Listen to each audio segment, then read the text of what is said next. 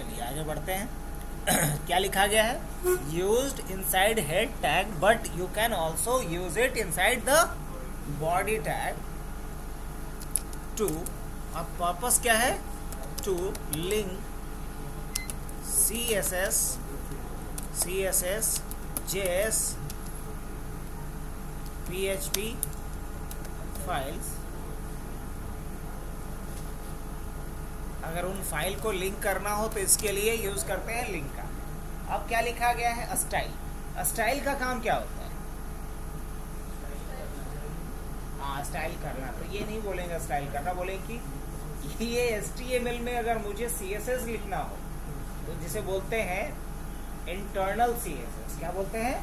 जब HTML के page में ही CSS का अगर कोड लिख सकते हैं तो इसे बोला जाता है इंटरनल CSS। CSS 3 तरह का लिखा जाता है, इंटरनल, एक्सटर्नल और इनलाइन। तीनों समझाएंगे इन डिटेल, बट अभी समझ लो कि स्टाइल टैग क्यों बनाया गया। तो कह सकते हो used inside head tag to write the internal CSS। ये किसके लिए यूज किया जाता है? इंटरनल CSS के लिए यूज किया जाता है। किसका? स्टाइल का। Used inside head tag to write the internal CSS। अब इसके आगे की कहानी देखते हैं। फिर क्या है? स्क्रिप्ट। यस करो, स्क्रिप्ट किसके लिए यूज होता होगा? हाँ, बहुत बढ़िया। क्या बोलेंगे? Used inside body tag. इसको मेनली कहाँ यूज करना चाहिए? मेनली यूज्ड, अगर आप हेड में यूज कर दोगे तो कई दफा आपको प्रॉब्लम झेलना पड़ जाएगा। इसलिए मेरा ये वार्निंग समझ लीजिए, मशवरा समझ लीजिए। स्क्रिप्ट टैग जब भी लिखना चाहिए तो कहाँ लिखना चाहिए? बॉडी में लिखना चाहिए। तो mainly used inside body tag. और CSS जब भी लिखो तो मेनली कहाँ लिखो? हेड में लिखो, है ना? Mainly used inside body tag to write code of JavaScript, Java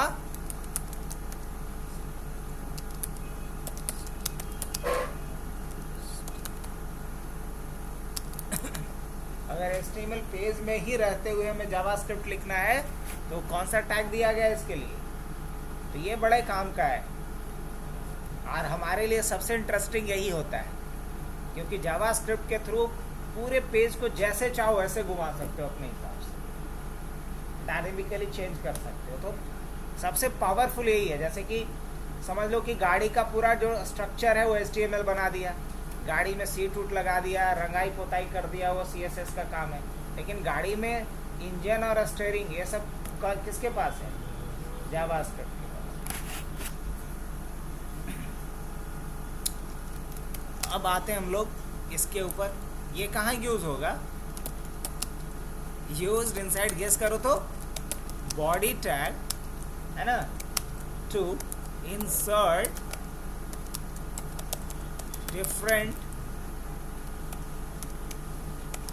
priority of heading inside the HTML page। HTML page के अंदर डिफरेंट प्रायोरिटी का मैं पहले ही बताया हूँ। मोटाई पे नहीं जाना है कि मोटा दिख रहा है H1 लिख दिया तो H2 लिख दिया, नहीं, इस पर बिल्कुल नहीं जाना है। इससे प्रायोरिटी डिसाइड होता है ना? अब H1 है, उसकी प्रायोरिटी सबसे हाई होगी, H2 की प्रायोरिटी H1 से कम होगी, S3 की प्रायोरिटी S2 से भी कम होगा। इस तरीके से HR का काम क्या है? Used inside the body tag to, क्या करता है ये? इंसर्ट हॉरिजॉन्टल लाइन, ये हॉरिजॉन्टल एक लाइन इंसर्ट कर देता है। और ये क्या करता है? हाँ, used inside the body tag to insert a new blank line, एक नया ब्लैंक लाइन इंसर्ट करने का काम होता है किसका? BR का। मार्क्यू का काम क्या होता है? मार्क्यू का क्या काम है?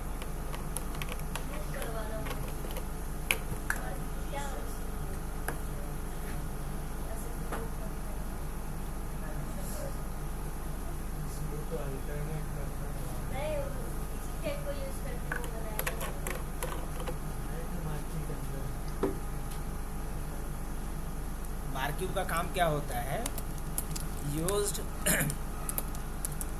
inside the body tag, inside the body tag to slide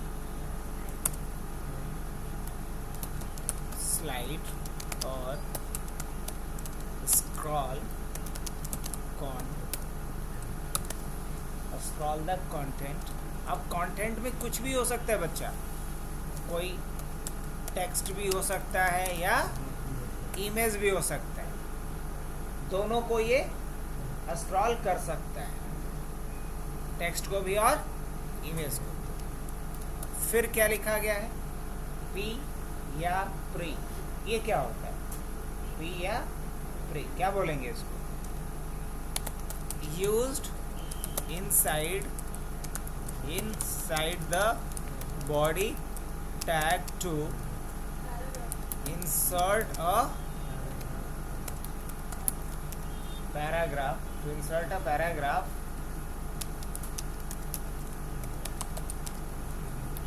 HTML page में एक नया पैराग्राफ इंसर्ट करता है ये।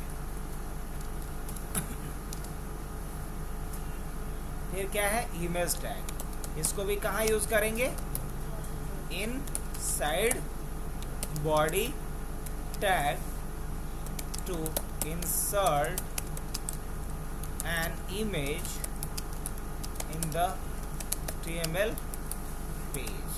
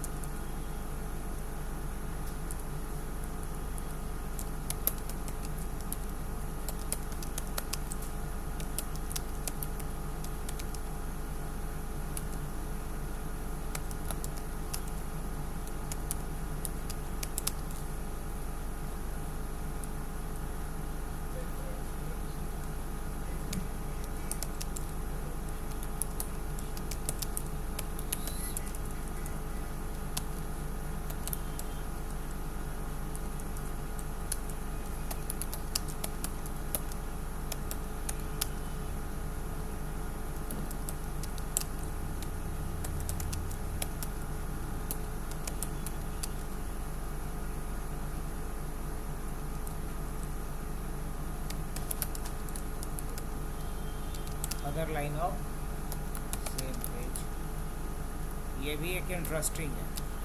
अगर एक ही पेज में अगर अलग लोकेशन पे भेजना है, वहाँ भी क्या इस्तेमाल होगा?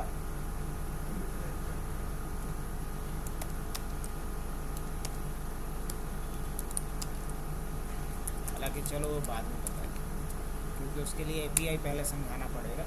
खाली लिंक बना देने से मेल थोड़ी चला जाए। लेकिन तुम लोग को अगर अभी बताएंगे तो लगेगा कि मेलवा नहीं गया, इस चीज़ के लिए अभी उसको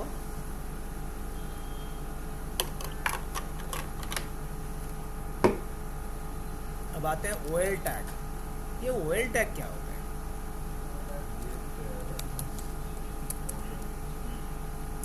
तो क्या लिख सकते हैं? Used inside the body tag to create an order list।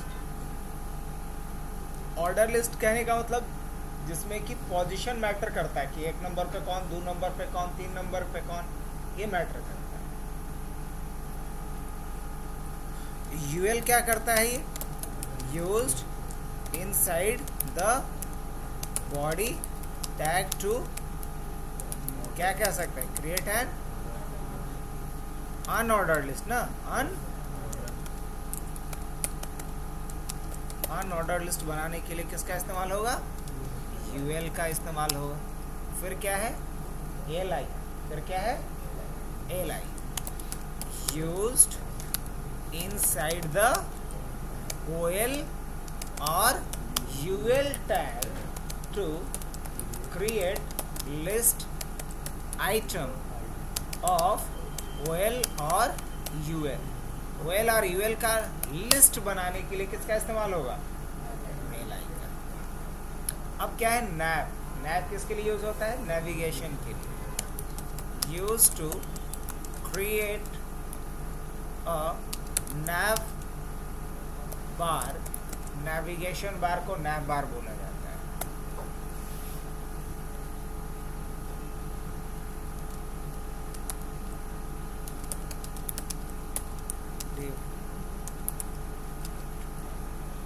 Generally नैव बार को किस में रखा जाता है? डिव के अंदर रखा जाता है। अब देखो अगला आ ही गया है। Used inside the body tag to create a block container। block container। अब block container क्यों बोलते हैं? क्योंकि ये पूरा विड्थ लेता है ना।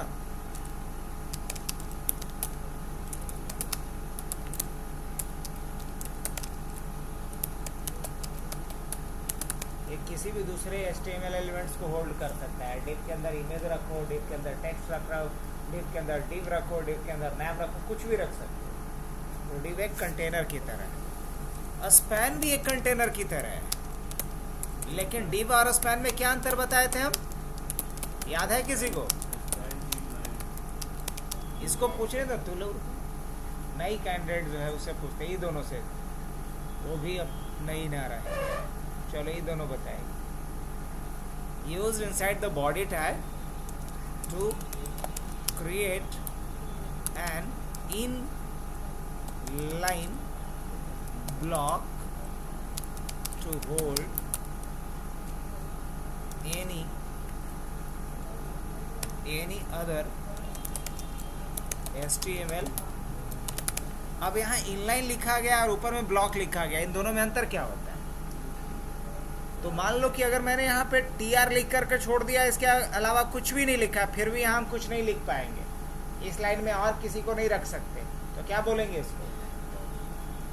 इसको बोलेंगे ब्लॉक एलिमेंट। और अगर यहाँ पे हम कुछ लिखे और यहाँ हट करके फिर हम TR के बाद TD भी लिख सकते हैं, तो इसको क्या बोलेंगे? Inline element. Inline element. तो इनलाइन ब्लॉक का क्या जरूरत पड़ा, जो बार बार ये बोल रही है? तो इनलाइन ब्लॉक इसलिए पड़ा क्योंकि ब्लॉक है तो किसी को आने नहीं देगा, और इनलाइन है तो आने देगा, लेकिन उसका हाइट विड्थ सेट नहीं कर सकते। तो एक बीच का रास्ता निकाला गया जिसको बोला गया इनलाइन ब्लॉक। इनलाइन ब्लॉक में क्या है कि एक ही लाइन में मल्टीपल एलिमेंट भी रह सकता है और उसका आप हाइट विड्थ भी सेट कर सकते हैं। तो ज्यादा यूजफुल क्या हुआ? Inline block. क्या क्या container? Hold any other HTML elements. अच्छा हाँ बोलो, आधा तो सुनाइए नहीं पड़ता। हाँ, कंटेनर का मतलब एक डब्बा जहाँ की वो किसी भी एलिमेंट को कंटेन कर सकता है, बस, नथिंग एल्स।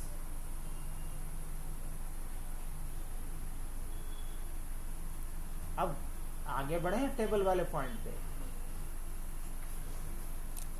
क्या बोल सकते हैं? Used inside the body tag to, क्या कह सकते हो?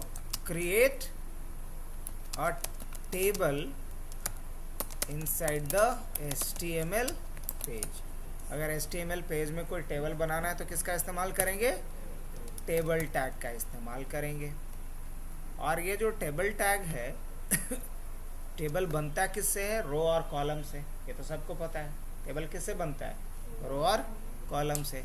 तो रो बनाने के लिए यहाँ पे क्या लिखा गया है? TR टैग के बारे में क्या लिखा गया है? यूज इनसाइड द, क्या लिख दूँ यहाँ पे बताओ तो?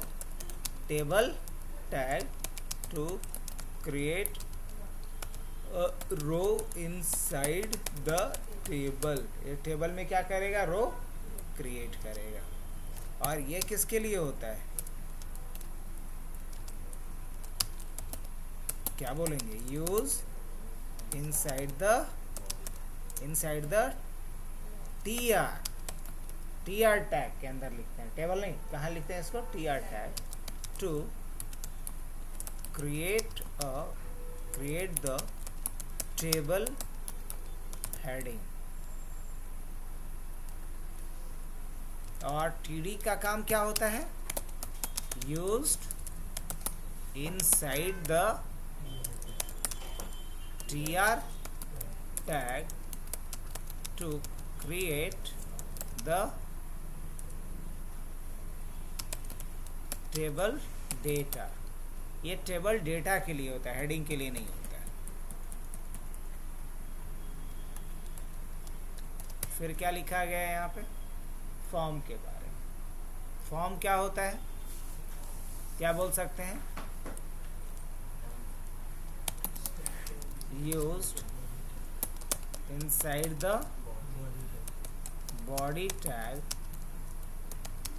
to create a form that will help us to collect information from user। अगर यूज़र से हमें इंफॉर्मेशन कलेक्ट करना है तो किसका इस्तेमाल करेंगे, फॉर्म का। अब फॉर्म में डेटा लेने के लिए अलग अलग तरीका है ना, उसमें से एक तरीका क्या है, input. Used inside the form tag to create different type of input boxes like text, बताओ, पासवर्ड, ईमेल, नंबर, एक्सेट्रा कर दें, थक गए हैं लिखते लिखते क्या, चलो etcetera.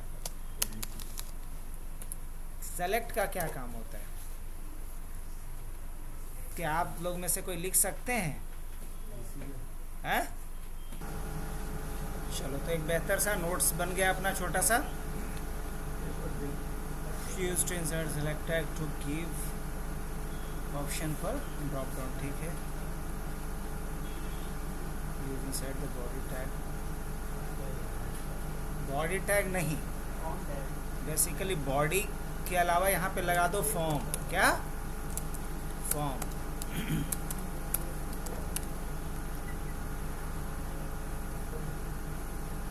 Button inside the body tag, body के अंदर भी लगा सकते हो और जनरली लगाते हैं किसके अंदर, फॉर्म के अंदर। To define a clickable button, ठीक है। Use inside the body tag to embed any video, चलो बहुत बढ़िया। Inside the body tag to embed any audio, ये भी सही है। Body tag to embed any documents like map, video, audio, link, etc। चलो बहुत बढ़िया। एक और लिख दो, use inside the body tag, body tag लिखो या मेनली इसको फॉर्म में, सब फॉर्म का चीज़ है। टू डिफाइन इनलाइन फ्रेम, चलो ये भी सही लिखा है।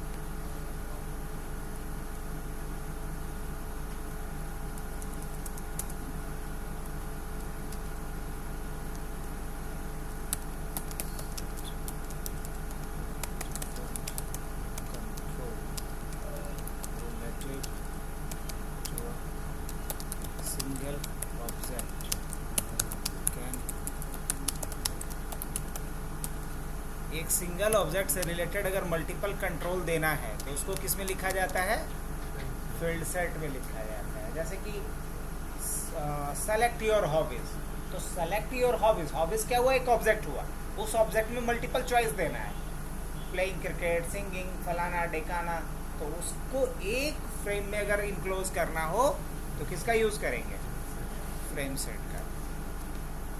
और रही बात लेजेंड का, तो इसका यूज़ किसके लिए किया जाता है?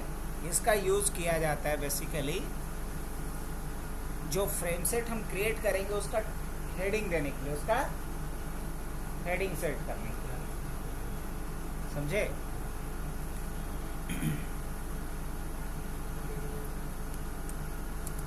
Not body inside frame set tag to define caption. अरे वाह, ये तो सही है, लिखे हुए कैप्शन ही तो सेट करना है उसका, सही है, बिल्कुल सही। तो ये हाँ, फील्ड सेट जो है वही फ्रेम सेट है, यहाँ पे कुछ अलग नहीं है, गलत लिखा गया है, यहाँ पे फील्ड सेट ही लिखना है आपको, FIELD फील्ड सेट ही लिखिए, कुछ अलग नहीं है, फ्रेम सेट अलग नहीं है, फील्ड सेट ही है, उसको फील्ड सेट या फ्रेम सेट बोल रहे हैं, फील्ड सेट।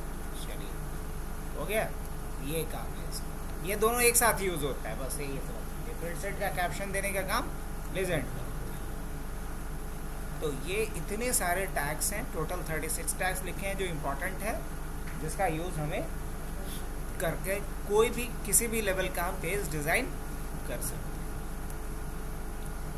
अब अगर देखा जाए इसमें हम लोगों को, तो ऑलरेडी बहुत सारा प्रोजेक्ट अपना है किया हुआ, लास्ट क्लास में भी एक अच्छा सा प्रोजेक्ट किए थे जिसमें हम लोग फॉर्म बॉम्ब डिज़ाइन कर चुके थे। होपफुली देखते हैं क्या क्या बना के रखे हो। अच्छा, ये कुछ बना हुआ है पेज अलग अलग,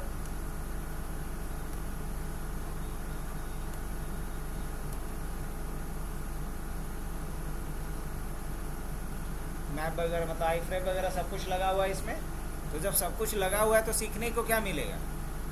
कुछ नहीं। सीखने को क्या मिलेगा? बोलेंगे कुछ नहीं सीखने को मिलेगा। ये कल हम लोग बनाए थे फॉर्म वाला काम, है ना? चलिए,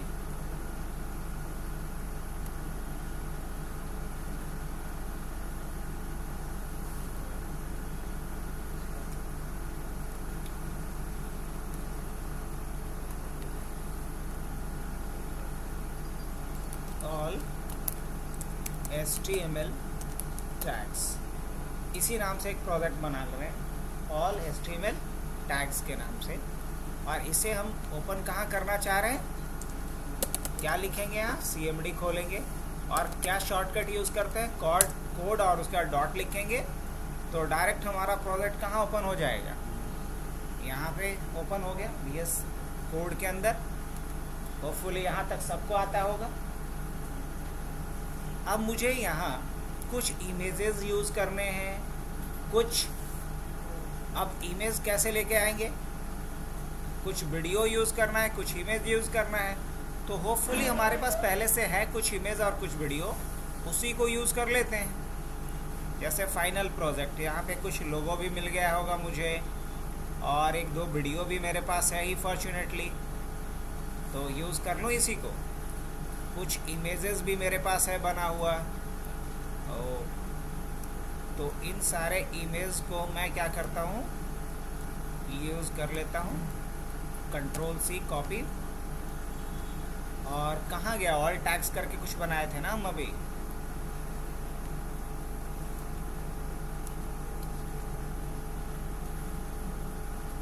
अब देखो यहाँ पे कुछ फाइल बन के आ गया हमारे पास। अब मेरे को क्या करना है? यहाँ से आकर के कुछ फाइल बनाना है। जैसे क्या फाइल बनाऊँ मैं? एक फाइल मैं बना रहा हूँ अभी। सबसे पहले क्या, अच्छा इसका नाम कुछ और नहीं रख सकते क्या? home.html नहीं रख सकते? रख सकते, लेकिन दिक्कत ये होगा कि हाँ, एब्सोल्यूट पाथ डालना पड़ेगा। रिलेटिव पाथ से इस फाइल को रेंडर नहीं कर पाएगा। मतलब जब तक home.html नहीं लिखेंगे ये पेज रेंडर नहीं होगा, लेकिन अगर index.html लिखेंगे तो रेंडर कर लेगा, क्योंकि सारे ब्राउज़र को पता होता है कि डिफ़ॉल्ट पेज या होम पेज का नाम क्या होता है, index.html। तो कोई नहीं, जानबूझ के मैंने ऐसा लिखा है अभी। तो अब देखिए यहाँ बेसिक स्केलेटन क्या हो गया, ये वाली लाइन डॉक्यूमेंट टाइप बताने के लिए, चलो मैं इसको हटा देता हूँ। ये वाली लाइन किसके लिए लिखा गया है? HTML टैग्स के लिए। अब आप मैच करके देखते जाओ और हमसे पूछते जाओ कि ये चीज़ हुआ या नहीं। आप अपने पास ओपन करके रखना है इसको, मैं तो ओपन करूंगा तो कोड कहाँ करूंगा। बस बताते जाना कि इसमें क्या कुछ हमने यूज कर लिया। HTML टैग यूज हुआ, ये HTML टैग है आपका। अगर इसको बंद कर देंगे पूरी कहानी खत्म। HTML टैग्स के अंदर ही सारी चीजें लिखी गई है। HTML के अंदर दो सेक्शन है, एक हेड का सेक्शन है और एक बॉडी का सेक्शन है। एक हेड और एक बॉडी। अगर यहाँ मैं क्लिक कर रहा हूँ तो हेड का सेक्शन ये दिख रहा है मेरे को, यहाँ से यहाँ तक, और यहाँ सेक्शन किसका दिख रहा है, ये बॉडी का सेक्शन दिख रहा है। बॉडी में अभी कुछ भी नहीं है, ब्लैंक है। तो पूरे HTML पेज को कितने सेक्शन में बांटा गया है? 2। कौन कौन सा? हेड और बॉडी। अब हेड के अंदर कुछ चीज़ें लिखी गई है और हमने पढ़ा भी था कि हेड के अंदर क्या क्या लिखते हैं। All tags that are used to link other files with HTML page, optimisation and responsive design. तो देखो, ये टाइटल के अंदर क्या लिख लेते हैं हम लोग? टाइटल लिख लेते हैं होम पेज। क्या लिख लेते हैं? Home page. चलो एक चीज़ तो हो गया। ये वाली लाइन क्यों लिखा गया है? ये चीज़ लिखा जाता है इनकोडिंग के लिए। किसके लिए? इनकोडिंग। मतलब टेक्स्ट जो हमारा HTML का है उसको एक साइफर टेक्स्ट में चेंज करने का काम करेगा कौन? ये। और ये वाली लाइन क्यों लिखा गया है? ये जो व्यूपोर्ट मेटा डेटा होता है ये किसके लिए यूज होता है? ये होता है रेस्पॉन्सिव डिजाइन के लिए। किसके लिए? पेज को रेस्पॉन्सिव बनाने के लिए। अब लिंक वाली बात सिर्फ छूट गई है अभी। तो लिंक करने के लिए मान लो कि हम CSS का कोई फाइल बनाते हैं सपोज, तो क्या लिखेंगे फाइल का नाम? style.css। ऐसे कुछ भी लिख सकते थे, ऐसा कोई मैंडेटरी नहीं है। अब मुझे यही वाली फाइल लिंक कर देना है यहाँ पे, तो क्या लिखेंगे हम? तो लिखेंगे यहाँ पे link:CSS। अब देखो यहाँ पे फाइल लिंक हो गया। तो लिंक वाला जो भी कोड है वो कहाँ लिखेंगे हम? अब मान लो कोई जावास्क्रिप्ट का फाइल बना हुआ है मेरा, एक्शन ACTION सही लिखा गया है। अब मुझे इसे भी क्या करना है? लिंक करना है। तो हमारा मशवरा क्या था आप लोगों को, ये बताइए। Used inside head tag but you can also use it inside the body tag to link CSS, JS and PHP file. अब हमारा मशवरा ये है कि जावास्क्रिप्ट का कोड जब भी लिंक करो तो कहाँ लिंक करो? बॉडी में। कैसे? तो क्या लिखना पड़ेगा? तो लिखना पड़ेगा लिंक, और यहाँ पे लिखना होगा src। लिंक के बाद क्या लिखेंगे?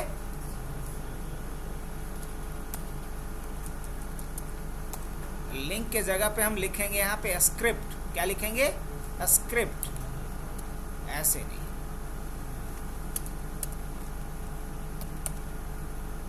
क्या लिखेंगे? Script src। ये स्क्रिप्ट src क्यों लिखा जाता है? HTML के फाइल में जावास्क्रिप्ट के फाइल को लिंक करने के लिए। HTML के फाइल में किसको लिंक करने के लिए? जावास्क्रिप्ट। कैसे पता चलेगा? चलो लिख देते हैं भाई, action.js। ये क्या करेगा? जावास्क्रिप्ट के फाइल को लिंक करेगा। ये काम किसका है? स्क्रिप्ट का। हटा दो, इसकी कोई आवश्यकता ही नहीं है। अब यहाँ इशू आएगा।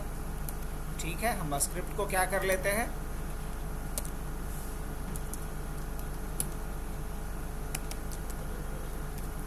स्क्रिप्ट को बंद कर देते हैं। अब जरा इसको हम रेंडर करके देखें क्या। अब चाहो तो यहाँ जो मर्जी वो कोड हम कहाँ लिख के रख सकते हैं? एक्शन वाले में रख सकते हैं। अभी कोई इफेक्ट नहीं दिखेगा।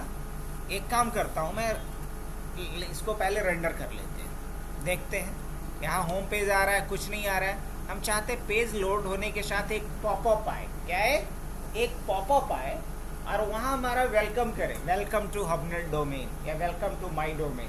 तो ये काम हम किससे करवाएंगे? ये काम करवाएंगे जावास्क्रिप्ट से। किससे करवाएंगे? जावास्क्रिप्ट से। कैसे? क्या लिखना पड़ेगा? तो मुझे चलना पड़ेगा action.js में, और यहाँ क्या लिखना पड़ेगा? तरीका CSS जो है वो सिर्फ डेकोरेट के लिए है, स्टाइलिंग के लिए है, एक्शन के लिए नहीं है। जावास्क्रिप्ट से तो एक्शन में ये जावास्क्रिप्ट वाले फाइल में आगे क्या लिखा हूं मैं? अलर्ट। जावास्क्रिप्ट के पास एक फंक्शन है जिसका नाम क्या है? अलर्ट। अलर्ट क्या करता है? एक पॉपअप अलर्ट करता है जिसमें आप कोई भी मैसेज दिखा सकते हो। जैसे मैं क्या दिखा देता हूं यहाँ पे, welcome to my domain, welcome to my domain. क्या ऐसा कर सकता हूँ मैं? जी हाँ। अब मैंने इसको क्या कर दिया? क्लोज कर दिया। अब इसी प्रोजेक्ट को मैं क्या करता हूँ? ओके, रिफ्रेश करते हैं। क्या आ रहा है? वेलकम टू माई डोमेन आने लगा अलर्ट। अब ये अलर्ट किसके बदौलत आ रहा है ये बताओ? ये जावास्क्रिप्ट के बदौलत आ रहा है। लेकिन क्यों आ रहा है? क्योंकि हमने यहाँ जावास्क्रिप्ट को क्या करके रखा है? और चलो मैंने लिंक को हटा दिया सर, लिंक को हटा दिया। अब बताओ ये आएगा अलर्ट? नहीं आएगा। कुछ समझ में आ रहा है? अब वापिस से मुझे लिंक करना है तो क्या हम यहाँ लिंक नहीं कर सकते? यस, यहाँ भी लिंक कर सकते, यहाँ भी लिंक कर सकते। script.src और यहाँ पे स्क्रिप्ट में क्या डाल दें? action.js। देखो फिर अलर्ट आ गया। रिफ्रेश जब भी करेंगे बार बार ये अलर्ट आएगा।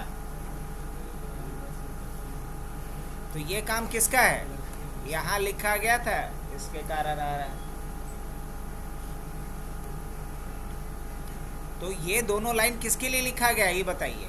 लिंक करने के लिए। एक CSS के फाइल को लिंक करने के लिए और एक जावास्क्रिप्ट के फाइल को लिंक करने के लिए। लेकिन दोनों का पर्पस क्या है? लिंक करना। तो यही ना हम पढ़े थे कि हेड की सेक्शन में जो भी हम टैग यूज करते हैं उसका पर्पस क्या है? या तो लिंक करना, या तो रेस्पॉन्सिव बनाना, या तो SEO करना, या तो ACO करना। तो ये लिंक करके हमने देख लिया, लिंक हटा के भी देख लिया। अब बताओ कि यहाँ हेड वाला सारा पॉइंट हमने क्लियर किया। हेड के अंदर हमने तीनों काम देखा, लिंक करने का, ऑप्टिमाइज करने का और रेस्पॉन्सिव डिज़ाइन का। रेस्पॉन्सिव ऐसे पढ़ोगे आगे पूरे डिटेल में, क्योंकि रेस्पॉन्सिव हर चीज़ को बनाना सीखना पड़ेगा। इमेज को, वीडियो को, पैराग्राफ को, नेविगेशन बार को, सबको अलग अलग तरीके से रेस्पॉन्सिव बनाया जाता है। तो हेड हम लोगों ने सीखा, बॉडी सीखा, टाइटल सीखा कि नहीं सीखा? सीखा। मेटा टैग का क्या यूज़ होता है वो भी मैंने यहाँ देखा। ACO और रेस्पॉन्सिव बनाने के लिए लिंक का क्या यूज़ होता है वो भी हमने सीखा, और कहाँ यूज़ कर सकते हैं वो भी मैंने प्रूव किया। फिर स्टाइल अभी नहीं लिखे हैं। ओके, अब हम स्टाइल लिखना चाह रहे हैं। मान लो कि मैं यहाँ इंटरनल CSS लिखना चाह रहा हूँ। क्या लिखना चाह रहा हूँ? Internal CSS। अच्छा एक बात बताओ, अभी इस पेज का कोई बैकग्राउंड कलर है क्या? मैं बैकग्राउंड कलर देना चाहता हूँ तो किसके थ्रू देंगे? CSS के थ्रू देंगे। अब CSS के लिए एक फाइल अलग बना हुआ है मेरा, या तो यहाँ लिख दें वो CSS। जब यहाँ हम लिखेंगे CSS और इसी CSS को यहाँ से अगर हम यूज़ करेंगे तो इसे बोलेंगे एक्सटर्नल CSS। क्या बोलेंगे? और अगर मैं इसी के अंदर CSS लिख दूँ, ध्यान से सुनना है, इसी के अंदर मुझे CSS लिखना होगा तो हम क्या लिखेंगे यहाँ पे? स्टाइल। और इस स्टाइल के अंदर जो भी हम CSS लिखेंगे ये कहलाएगा इंटरनल CSS, और ये क्या कहलाएगा? External CSS। अब मान लो ये CSS के थ्रू हम इस HTML के बॉडी का बैकग्राउंड कलर चेंज करना चाहते हैं। तो बॉडी का बैकग्राउंड चेंज करना चाहते हैं तो हमें बॉडी को सेलेक्ट करना पड़ेगा। अब बॉडी को सेलेक्ट करने का हमारे पास 3 तरीका है। अगर हमारा टारगेट क्या है? टारगेट है हैव टू, ओए क्या बोल सकते हैं? टारगेट है हमारा, और क्या बोल सकते हैं? हैव टू चेंज बैकग्राउंड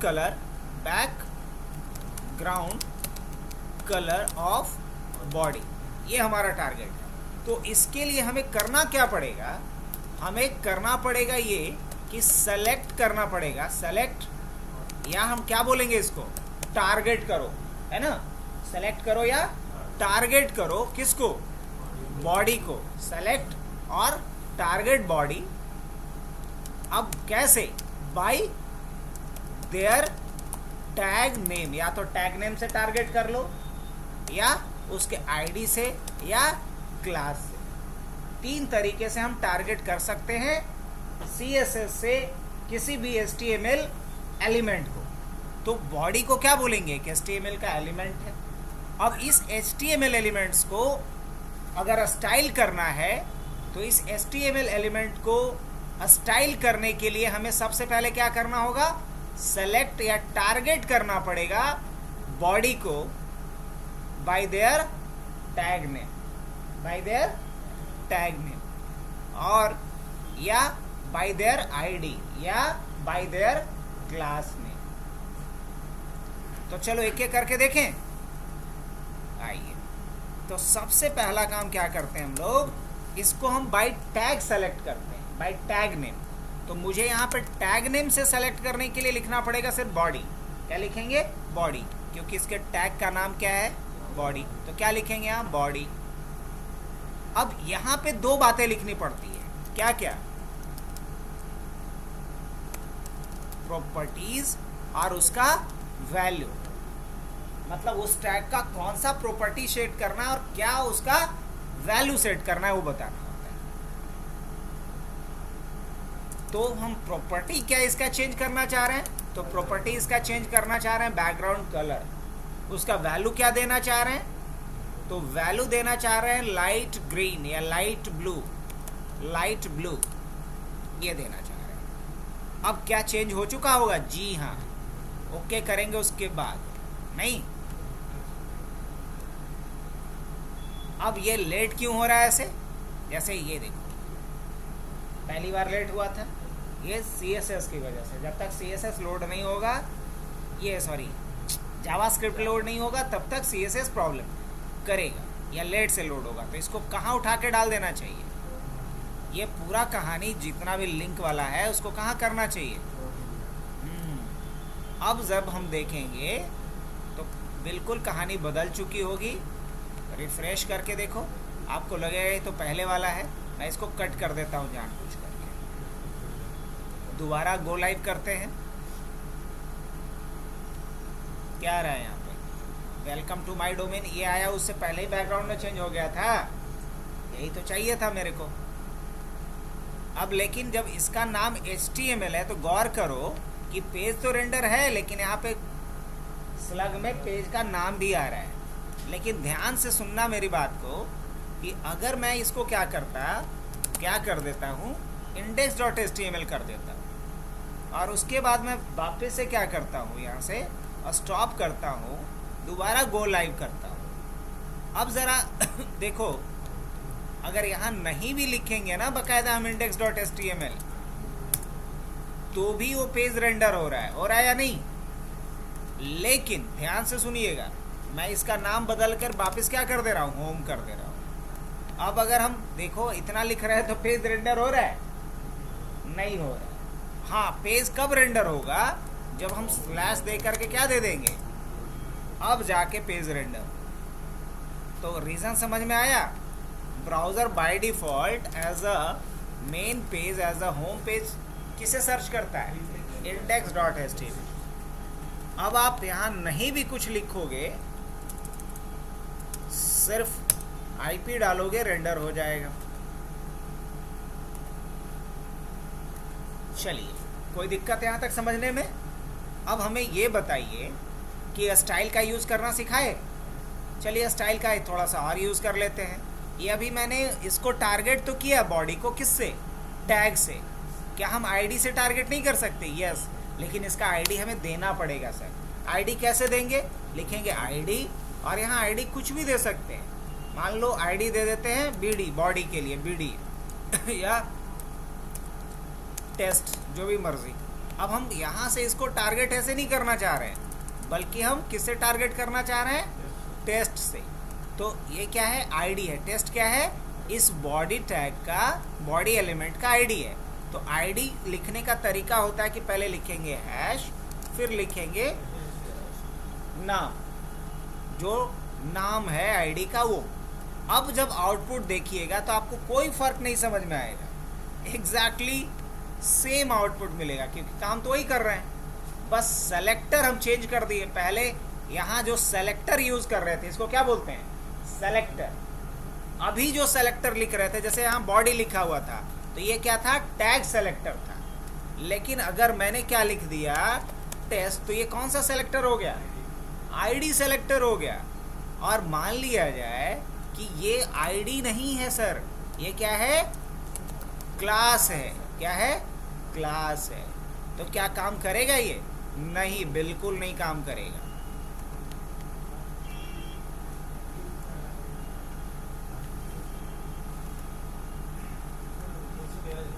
काम कर रहा है? हाँ जाइए। तो अगर इसका क्लास का नाम टेस्ट रखा है तो ऐसे नहीं लिखना पड़ेगा, बल्कि आपको डॉट लिखना पड़ेगा। डॉट लिख करके आप किससे टारगेट कर रहे हैं? क्लास को, क्लास सेलेक्टर को। अब जब आप आउटपुट देखिएगा तो एकदम पहले जैसा ही आएगा, मतलब बैकग्राउंड कलर अब लग के आएगा। तो अब बताइए कि किसी भी HTML एलिमेंट्स को अगर हम डेकोरेट करना चाहते हैं तो उसको क्या करना होगा? पहले सेलेक्ट करना पड़ेगा। और किसी भी HTML एलिमेंट्स को सेलेक्ट करने के लिए कितना ऑप्शन है? किसी भी, क्या बोल सकते हैं हम, सेलेक्ट और टारगेट, अभी तो समझाएं, any HTML element by there, क्या? बाय देयर टैग नेम, और क्या? आईडी, और क्या? Class name. ये तीन ऑप्शन है। तो अभी हम अगर पूछें कि ये बताइए, ये मैंने जो टारगेट किया है डॉट टेस्ट लिख के, किसके थ्रू? टैग की आईडी की क्लास? पक्का?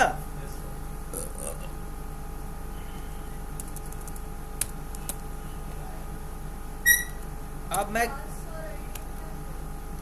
अरे वाह, बड़ा देर से पूछी। लेकिन अच्छा एक बात बता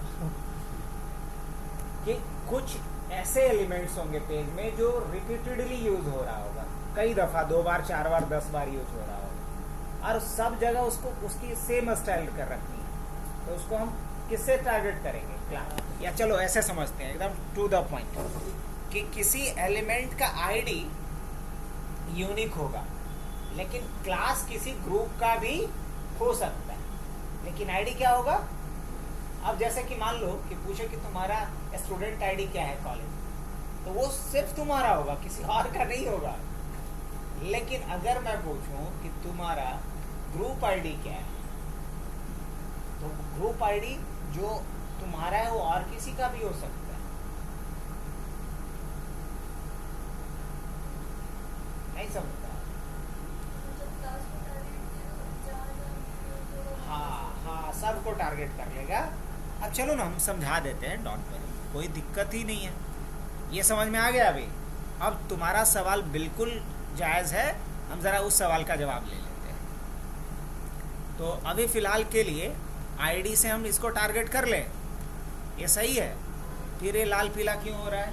अच्छा, ये वाली लाइन जो लिखी है मैंने, इसकी वजह से। अभी अगर देखें इसमें कोई एरर है? नहीं एरर है। अब हम जानबूझ के क्या करते हैं, यहाँ कुछ हेडिंग लिखते हैं। मान लो एक हेडिंग लिखे या कुछ पैराग्राफ लिखे, क्या पॉसिबल है? चलो कुछ हेडिंग ही लिख लेते हैं, H1, और H1 के अंदर हम डालते हैं हेडिंग 1। पॉसिबल? हाँ बिल्कुल पॉसिबल। अगर हम लिखते हैं H1 और यहाँ क्या लिखते हैं? हेडिंग 2, हेडिंग 2, और फिर H1 लिखते हैं और क्या डालते हैं यहाँ पे? हेडिंग 3। ओए, हेडिंग 3 क्या हुआ? कुछ सुनवाई होगा क्या वकील साहब?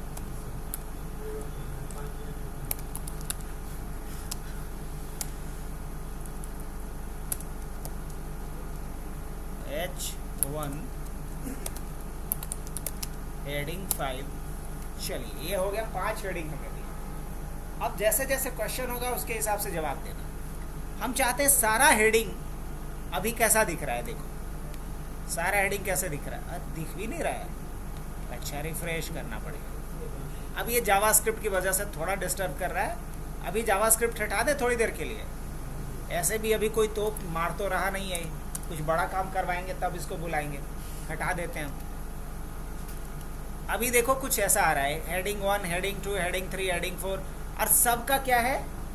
Same colour, same style, same font, सब कुछ सेम है। ओके, अब हमारा टारगेट ध्यान से सुनिएगा, हम चाहते हैं कि ये सारा अपर केस में हो जाए। ध्यान से सुनिएगा, सारा अपर केस में हो जाए, अभी सब लोअर केस में। पहला रिक्वायरमेंट ये है कि सारा अपर केस में हो जाए। दूसरा रिक्वायरमेंट ये है कि कलर सिर्फ H1 और H2 का चेंज हो, कलर सिर्फ H1 और H3 का चेंज हो, ठीक है। और बोल्ड सिर्फ किसको करो, H5 को करो। तो अलग अलग तरह का रिक्वायरमेंट आ गया। तो सब अपर केस हम किससे कर सकते हैं, इसको अपर केस की स्टाइलिंग किससे करेंगे आप? CSS से तो करेंगे, लेकिन किसके थ्रू टारगेट करेंगे? टैग के थ्रू कर लेते हैं। किसके थ्रू टारगेट कर लेते हैं? टैग के थ्रू कर लेते हैं। क्या कर सकते हैं हम यहाँ पे? और मान लो कि यहाँ एक P टैग भी लिखा गया है, और यहाँ लिख देता हूं मैं पैराग्राफ 1, लिख सकते हैं सर? हाँ, एक और P टैग में देता हूं और यहाँ लिख देता हूं पैराग्राफ मान लो 2 दे देता हूं। अब आओ, अगर मैं यहाँ H1 के थ्रू टारगेट करेंगे तो क्या होगा? सारा H1 के स्टाइलिंग होगा।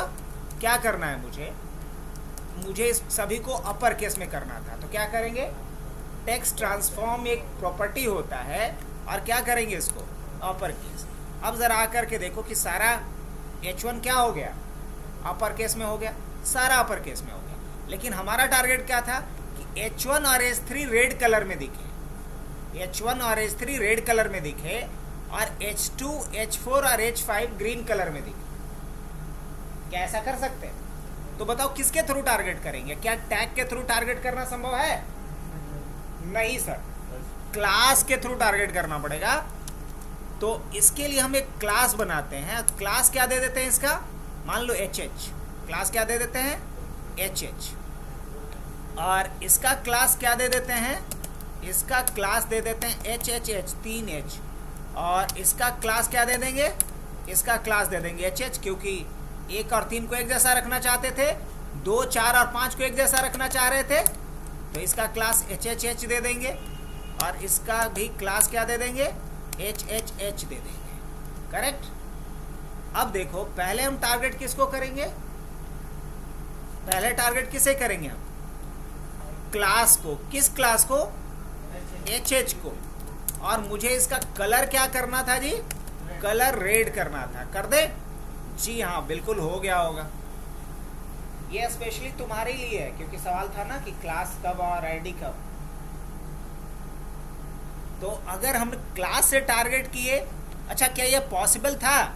अब तुम सोचोगे कि सर आप क्लास HH डाल दिए तो क्या आईडी ऐसे इसका नहीं लिख सकते थे, इसका HH और इसका भी ID HH? Is it possible और नॉट? तो क्या आंसर करेंगे? नो। 2 एलिमेंट का सेम आईडी नहीं हो सकता है। आओ, कुछ काम किया, कुछ चीजें खुद से भी आप एक्सपेरिमेंट करो, एक्सपीरियंस करो। क्या आईडी दोनों का सेम डाल दिए काम किया? नहीं, क्योंकि आईडी क्या होता है?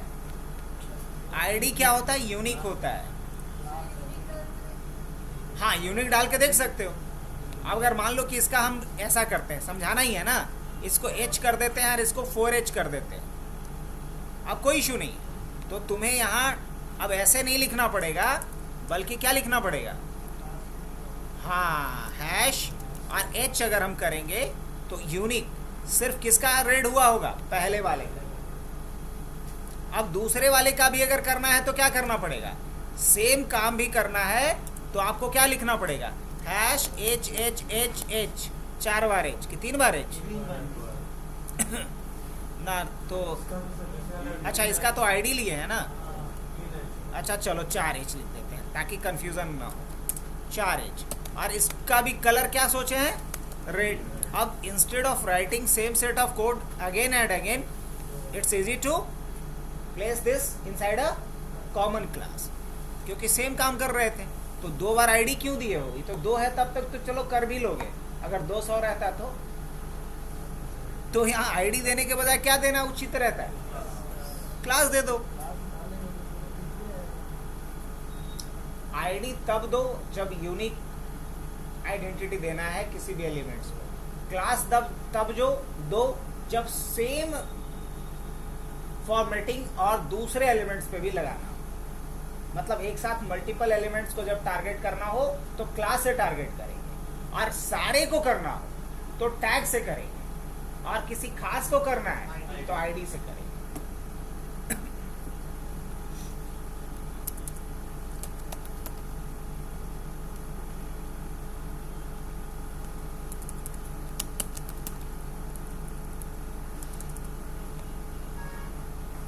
अब सबका आईडी भी दे देते हैं। मान लो इसका आईडी दे देते हैं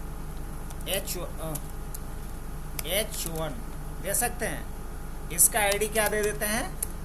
आईडी इसका दे देते हैं H2 दे सकते हैं, H2। इसका आईडी भी दे देते हैं हम। क्या आईडी देंगे इसका? इसका आईडी दे देते हैं हम H3, और इसका आईडी क्या दे देते हैं हम लोग? H4। और इसका आईडी, अब सवाल ये है कि क्या एक साथ आईडी और क्लास दोनों दे सकते हैं? तो बोलेंगे हाँ बिल्कुल दे सकते हैं। हाँ जाइए, H5 इस तरीके से। आईडी से भी कर सकते हैं, क्लास से चाहे तो क्लास से भी कर सकते हैं। क्लास से तब करो जब एक साथ मल्टीपल को करना हो, आईडी से तब करो जब एक बार में एक को टारगेट करना हो। सीधी सी बात। नहीं तो जैसे कि देखो ना, सबको करना था तो हम किससे टारगेट कर लिए थे? इससे। ये कुछ ज्यादा नहीं आ रहा है। अब सही है। अब इसलिए आ रहा है क्योंकि इसको क्लास से टारगेट किया। ऐसा कोई क्लास है? हाँ है, और एक क्लास H है, और एक क्लास क्या है? 4H का नाम से कोई क्लास है? नहीं है। ये कोई आईडी है 4H के नाम से? नहीं, बल्कि किस नाम से? नहीं, आईडी नहीं है। आईडी है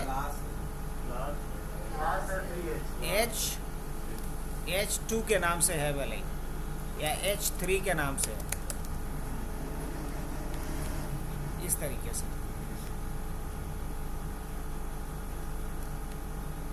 और H1 के नाम से होगा। अब देखो, H1 और H3 को क्या कर लिया मैं? रेड कर लिया। अब मुझे H2, H4 और H5 तीनों को ग्रीन करना है, तो किससे टारगेट करना सही रहेगा ये बताओ? क्लास से कर लेता हूँ। क्लास तो सबका कॉमन है, तो हम क्या लिखेंगे यहाँ पे? डॉट, और क्या लिखेंगे? H, और इसके लिए हम कलर क्या कर लेते हैं? ग्रीन। अब आकर के देखो, इन तीनों का कलर क्या हो गया? ग्रीन। और उन दोनों का क्या हो गया? अब मुझे H5 को, ध्यान से सुनना, H5 को मुझे बोल्ड करना है, तो हम इसको किससे टारगेट करेंगे ये बताओ? अब मुझे आईडी से, तब आईडी का जरूरत पड़ा तो क्या लिखेंगे? हैश, और उसका आईडी क्या है? H5। और फॉन्ट वेट क्या कर देंगे? इसका बोल्ड कर देंगे। अब देखो, ये पहले वाले से बाकी से क्या दिख रहा है? थोड़ा बोल्ड दिख रहा होगा, शायद ऑब्जर्व कर पा रहे हो या नहीं कर पा रहे हो। अगर नहीं कर पा रहे हो तब फिर कुछ और हमको करके दिखाना होगा। जैसे इसका फॉन्ट फैमिली चेंज कर देते हैं, और फॉन्ट फैमिली इसका एल्गेरियन कर देते हैं। अब आपको बिल्कुल अलग, ओए क्या हो गया? एल्गेरियन कर देते हैं। अब आकर के देखेंगे बिल्कुल अलग दिखने लगेगा। बस समझाने के लिए ऐसा मैं किया हूँ। नहीं तो इस तरीके से आप किसको टारगेट कर सकते हैं? अलग अलग HTML एलिमेंट्स को। तो बताओ कहाँ तक हमारा जर्नी पहुँचा? स्टाइल का मतलब समझ आए? स्टाइल के अंदर क्या लिखते हैं? इंटरनल CSS को लिखते हैं। स्टाइल के अंदर इंटरनल CSS लिखा जाता है। और स्क्रिप्ट के अंदर क्या लिखते हैं? ये लिखे हैं अभी? नहीं। Mainly used inside body tag to write code of JavaScript inside the HTML tag। अब जैसे कि अगर मैं मान लो कि चाहता हूँ कि यहाँ कोई JavaScript का टैग लिखूँ, क्या लिख सकते हैं? आप बिल्कुल लिख सकते हैं, बिल्कुल लिख सकते हैं। अब मान लो JavaScript का टैग लिख रहा है, तो हमें यहाँ पे क्या लिखना होगा? स्क्रिप्ट। और यहाँ जो भी लिखना हो हम JavaScript का कोड लिख सकते हैं। अब मान लो मैं चाहता हूँ कि जैसे ही रन हो तो हमसे हमारा नाम पूछे और उसके बाद हमको हेलो बोले, है ना? तो ऐसा कर सकते हैं क्या? हाँ हाँ कर सकते हैं। तो इसके लिए हम एक वेरिएबल बना लेते हैं नेम, और क्या लिखेंगे यहाँ पे? PROMPT, प्रॉम्प्ट एक फंक्शन होता है जावास्क्रिप्ट के पास, और इंटर क्या डालेंगे? Your name. Inter your name, ये हमसे हमारा नाम पूछेगा और कहाँ स्टोर कर देगा? नेम वेरिएबल में। अब हम क्या करेंगे, यहाँ लिखेंगे अलर्ट, और अलर्ट में क्या डाल देना है? अलर्ट में डालना है हेलो, और हेलो के बाद हमारा नाम आना चाहिए। अब जब हम रन करेंगे तो ये जावास्क्रिप्ट का कोड लिखा गया है वो हमारा रन होगा। देखो क्या पूछ रहा है। अगर मैंने यहाँ पे लिखा हबनेट तो क्या मैसेज आएगा? आया क्या? आया ही नहीं। अब चलो फिर से आते हैं, हम क्या लिखेंगे यहाँ पे? हबनेट, और जैसे ही हम ओके करेंगे तो क्या आया? हेलो। और तब जा करके HTML का रिमेनिंग कंटेंट लोड। तो ये हुआ जावास्क्रिप्ट। लेकिन इतना हेलो हाय करने के लिए जावास्क्रिप्ट को यूज़ नहीं करते हैं, इसका बहुत अलग अलग बड़ा काम है, बड़ा उद्देश्य है। अब जैसे फॉर्म वैलिडेशन हो गया, जैसे इमेज स्क्रॉल करवाना हो गया, जैसे बिना पेज लोड किए हुए इमेज को चेंज करना हो गया, ये सब बड़ा काम हम लोग किसके थ्रू करेंगे? जावास्क्रिप्ट। लेकिन अगर अभी वो सारा भारी भरकम यहाँ लॉजिक लिखने लगेंगे, सर दर्द हो जाएगा। धीरे धीरे चलते हैं हम, एक एक बाइट का।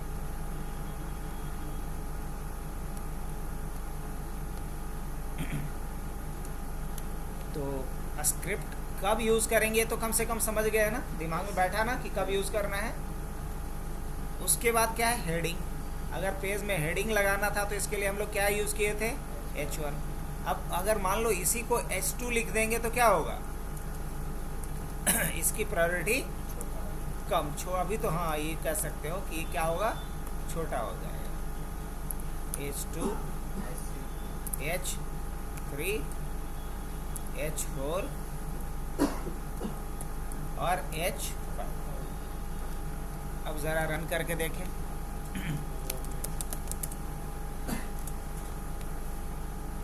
हेडिंग 2 छोटा, हेडिंग 3 फिर बड़ा, हेडिंग 4 फिर बड़ा, हेडिंग 5 बड़ा। तो हेडिंग 2A पे सिर्फ था, ऐसा क्यों?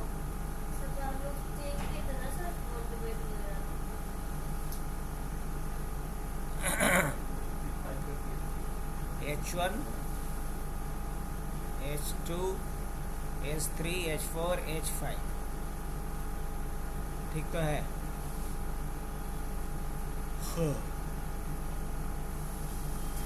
हाँ, सबका स्टाइलिंग तो सेम किए है ना। एक बार रिफ्रेश करो, क्या आ गया? पहला हेडिंग, दूसरा हेडिंग, तीसरा हेडिंग, चौथा हेडिंग और पांचवा हेडिंग। धीरे धीरे कम।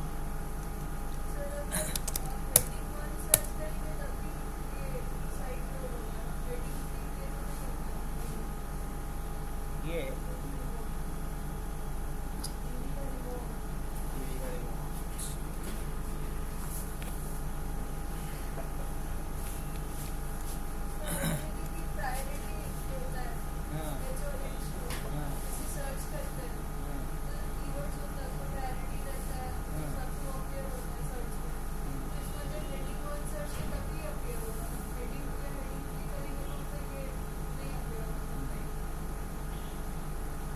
इसके लिए अलग पार्ट है, उस पर भी ध्यान ही नहीं देना है, क्योंकि आउट ऑफ सब्जेक्ट हम चले जाएंगे। ये ऑप्टिमाइजेशन का पार्ट है, ठीक है? अभी इसके ऊपर ध्यान ही नहीं देना, बस इतना ध्यान देना है कि ये प्रायोरिटी है। जब हम सर्च करें हेडिंग को, तब हेडिंग 1 पहले सर्च हो। अब अगर हेडिंग 2A को सर्च करेंगे तो हेडिंग क्या है? 1 सर्च होगा। अगर हम हेडिंग को सर्च करेंगे तो हेडिंग 1 आएगा फर्स्ट प्रायोरिटी पे, तब वहाँ हेडिंग 2 या हेडिंग 3 नहीं आएगा। लेकिन जब हम पर्टिकुलर हेडिंग 3 को ही सर्च करेंगे तो डायरेक्ट क्या सर्च होगा? अब जैसे कि मान लो बेस्ट कंप्यूटर इंस्टीट्यूट, ये हमारा हेडिंग 1 में डाला गया है, तो रैंक हम जल्दी कर सकते हैं अपने वेबसाइट। अगर वही हेडिंग 5 में डाला गया है तो रैंक लेट से होगा, क्योंकि जो हम कीवर्ड डाल रहे हैं वो सारे बंदे के वेबसाइट में सबसे पहले कहाँ सर्च होगा, एज अ फर्स्ट हेडिंग। अगर वहां नहीं मिलेगा तब एज अ सेकेंड हेडिंग, क्योंकि हमको थोड़ी पता है कि वो किस हेडिंग में है, 6 में से कौन हेडिंग में हो सकता है। तो प्रायोरिटी का ये मतलब सीधा लाठी नहीं मारना।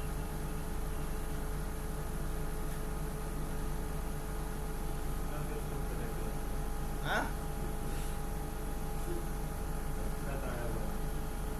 कौन आया हुआ है? आधा घंटा। हाँ,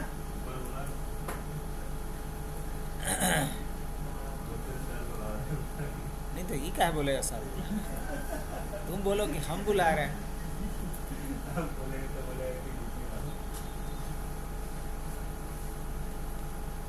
अब चलो, अगर मान लो इस पैराग्राफ को भी हम टारगेट करना चाहते हैं तो इसका क्या दे देंगे, क्लास दे देंगे। अगर सिम तो क्या हो जाएगा, मान लो इसका क्लास भी हम क्या डाल देते हैं, HHH, और इस पैराग्राफ का भी क्लास नहीं देते हैं तो क्या होने वाला है,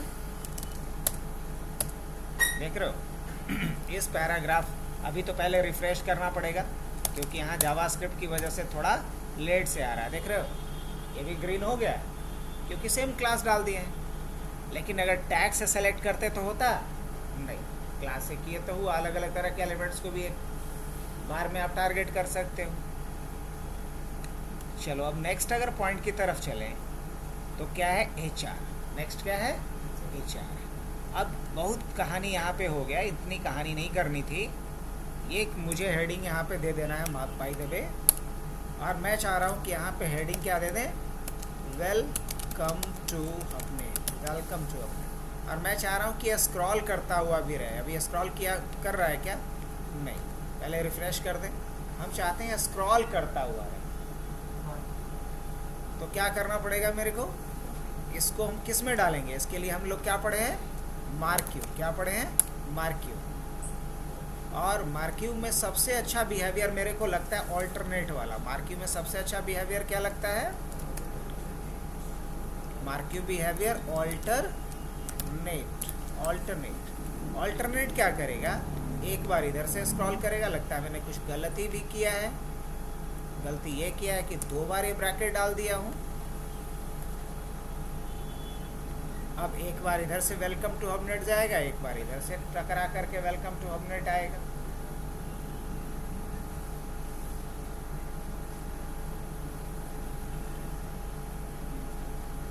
तो ये अलग अलग बिहेवियर है। अगर कुछ भी नहीं लिखना हो, ऑल्टरनेट को हटा देंगे तो स्लाइड करेगा। आप यहाँ पे राइट लेफ्ट भी लिख सकते हो, अप डाउन भी लिख सकते हो, बहुत सारी चीज़ें हैं। अब ऐसे आ सकता है, हाँ स्पीड भी सेट कर सकते हैं। लेकिन स्क्रॉल जानबूझ के स्लो ही किया जाता है, ताकि ये आप कंटेंट किस लिए दिए हो, दिखाने के लिए कि छुपाने के लिए? दिखाने के लिए। तो जितना स्लो हो स्क्रॉल उतना अच्छा रहेगा। एक ये चीज़ हो गया। इतना ही नहीं कर सकते, और ट्राई करो, सब कुछ नहीं बताया जा सकता क्लास में, कुछ खुद से भी एक्सपेरिमेंट करना है। अब जैसे यहाँ पे हम लिखते हैं डाउन, क्या लिखते हैं, डाउन। अब देखना ये क्या करेगा, पहले तो ये करो। अच्छा डाउन नहीं काम करेगा कि गलत लिख दिए? हाँ, ओह, बिहेवियर डाउन नहीं डालेंगे, मेरी गलती है। डायरेक्शन में लिखना पड़ेगा डाउन। क्या लिखेंगे, डाउन लिखेंगे इसमें, देख रहे हो? जितना ओवरऑल एरिया इसके लिए रहेगा मार्क्यू का, उतना ही दूर पे आएगा। पूरे बॉडी पे लगाना तो ये इसका विड्थ बढ़ा दो। क्या बढ़ा दो, विड्थ बढ़ा दो। इसका विड्थ भी ले सकते हो, क्या ले सकते हो, विड्थ ले सकते हो अलग। मान लो विड्थ ले लेते हैं कितना, 500 pixels.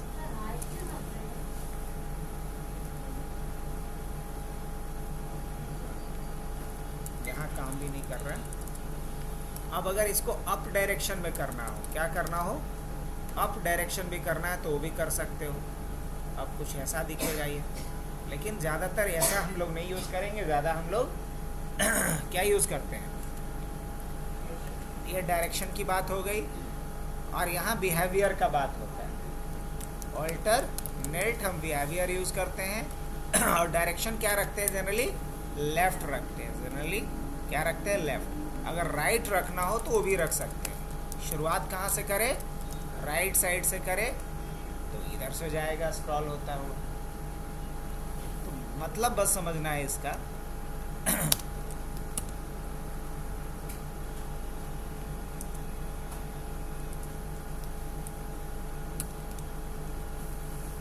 scroll amount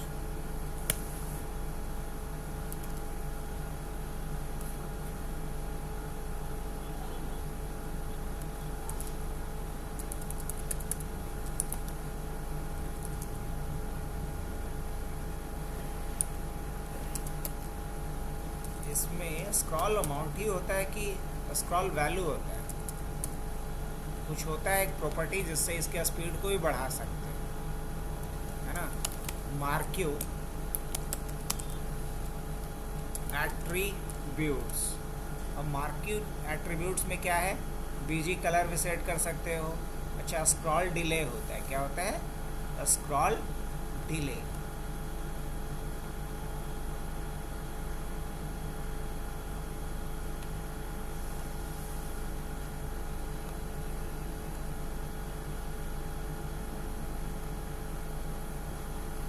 direction, height, H space, loop कितनी बार चलना चाहिए।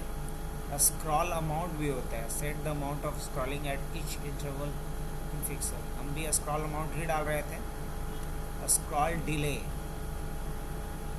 True speed.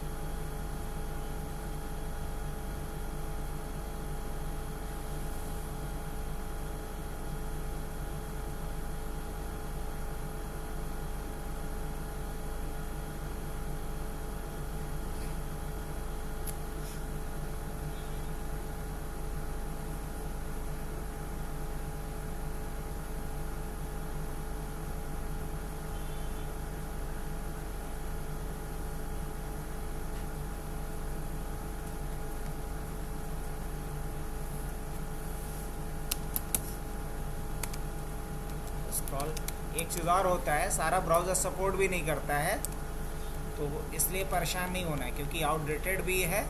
ये सारा काम हम लोग कहाँ से कर लेंगे, CSS से कर लेंगे। अगर स्पीड नहीं भी बढ़ेगा तो परेशान नहीं होने का। Scroll amount, scroll delay. Scroll delay मान लो कि हम डाल देते हैं 10 या 1 डाल देते हैं, कोई फ़र्क नहीं। अलबत्ता चलो कोई नहीं, एज इट इज़ छोड़ देना है इसको। अब रही बात, इसके लिए ऑलरेडी हम लोग पढ़ेंगे क्या, ट्रांजिशन। क्या पढ़ेंगे, ट्रांजिशन। उससे हम लोग करवाएंगे और ट्रांजिशन में अपने हिसाब से जितना टाइम देना है, जो स्पीड देना है वो दे सकते हैं।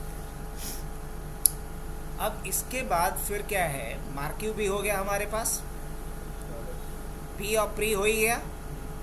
पी किस लिए, पैराग्राफ लिखने के लिए। अच्छा, अगर मान लो कि मुझे एक बड़ा सा पैराग्राफ लिखना है, चलो ये तो ठीक है, मार्क्यू कर दिया ये ऑल सेट। अब मुझे एक बड़ा सा पैराग्राफ लिखना है तो हम क्या लिख सकते हैं, पी, और यहाँ क्या लिखेंगे। अगर मुझे एक डमी पैराग्राफ चाहिए तो लिखेंगे LOREM, लॉरम। और मान लो 1000 वर्ड चाहिए मेरे को, तो क्या लिख सकते हैं, 1000, और इस पर क्लिक कर दो, 1000 लाइन का। अब लेकिन ये देखो, अभी वर्ड को रैप नहीं किया। वर्ड को रैप करने के लिए Alt Z कर दो, वर्ड रैप करके दिखा देगा। और अब देख सकते हो ये बड़ा सा पैराग्राफ आ गया और ऊपर में क्या है, वेलकम टू हबनेट स्क्रॉल कर रहा है। अब इस पैराग्राफ के ऊपर हमें काम करना है। क्या काम करना है, पैराग्राफ तो देख लिए हम लोग।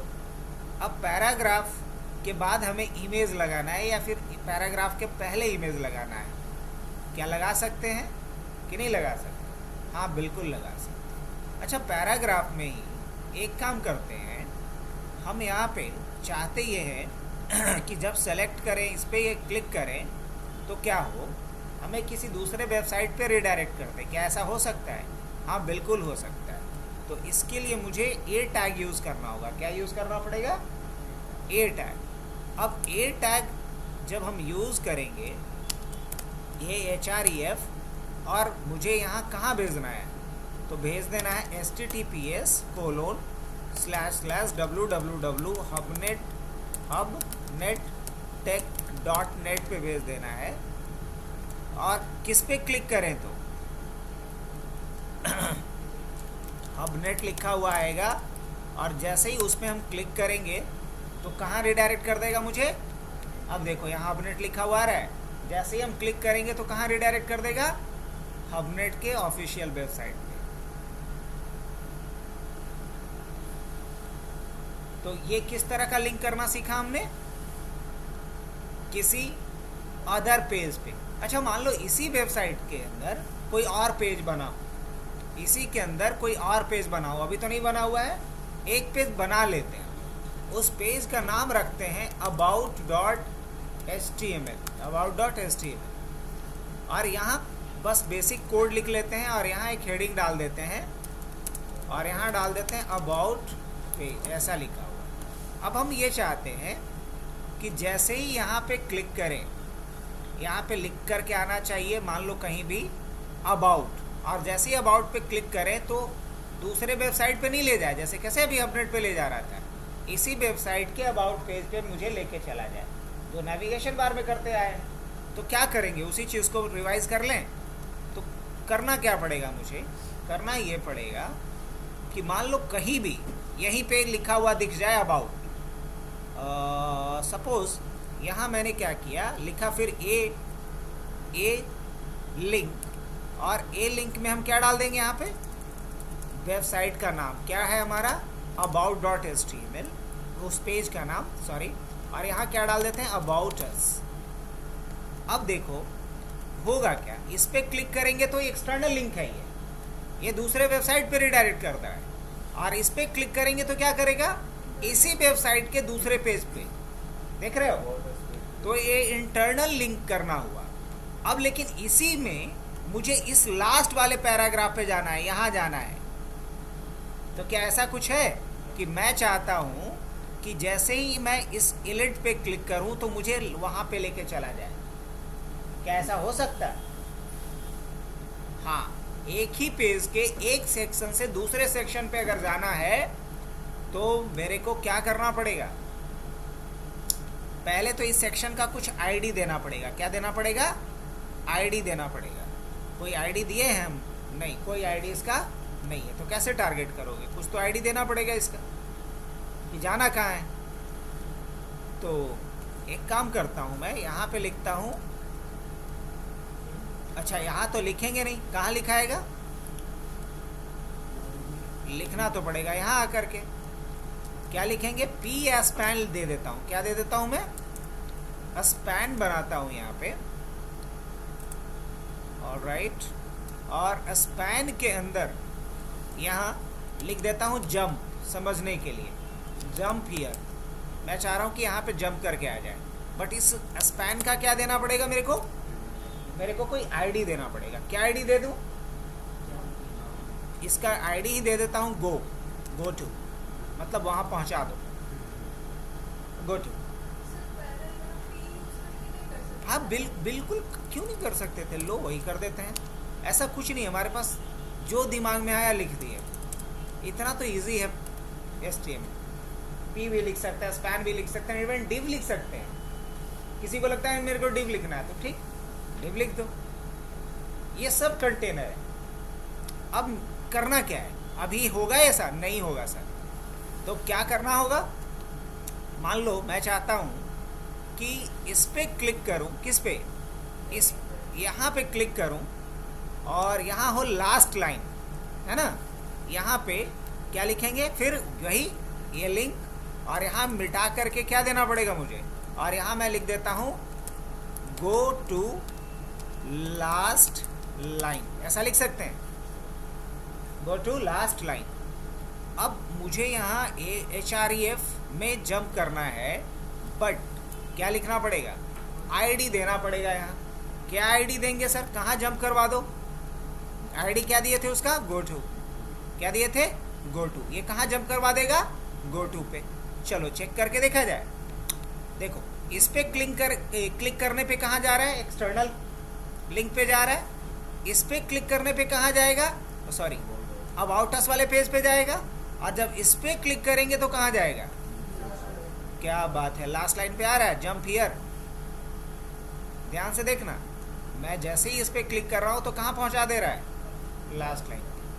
तो ये एक बेहतरीन यूज हो गया किसका? ए टैग का। आप देखो, पढ़ो, यही लिखा था ना हमने, used inside the body tag to create link of other page of same website, page of other website, other line of same page. ये तीनों का यूज सीखा, पैराग्राफ का यूज सीखा। अब बचा क्या इसमें? इमेज टैग का यूज बचा हुआ है। तो इमेज टैग का यूज भी बहुत ही इजी है, ऑलरेडी इमेज टैग का भी यूज किए होंगे। और इमेज और मार्क्यू का यूज सीखते हैं, दोनों का बहुत अच्छा कॉम्बिनेशन बनेगा। सीखा जाए ना? कल पे अभी प्रोजेक्ट जल्दी कंप्लीट करना है, तो जाओ ना, जाने वाले को कौन रोकता है? हम तो बढ़ाएंगे, बोले हैं 6 बजे तक लेंगे इस बैच को। ना 7 नहीं बजाएंगे, इतना जुल्म नहीं कर सकते। ADCA वाला का दूध भात हो गया। अभी इन लोग को एक साथ पढ़ा देंगे 6 बजे से, कल से। इन लोग का टैली का बैच अनाउंस हुआ है, जो छुटकल पटकल है सब उसी के साथ आएगा। हाँ, वो भी आया था कल, कोई था ना लड़का, क्या ना, पांडे, उसको भी वही बोले कि पता चलता है कि वो आता है तो ये नहीं आती है, वो ये आती है तो वो नहीं। अब बाकी लोग तो अभी कोई शादी विवाह में है तो कोई, हाँ, सब छुट्टी पे गए। तो समय किसी का इंतज़ार करता है, जो पढ़ने वाला है, मान लो देखो, तो इन लोग को पढ़ा के जल्दी ख़त्म करें।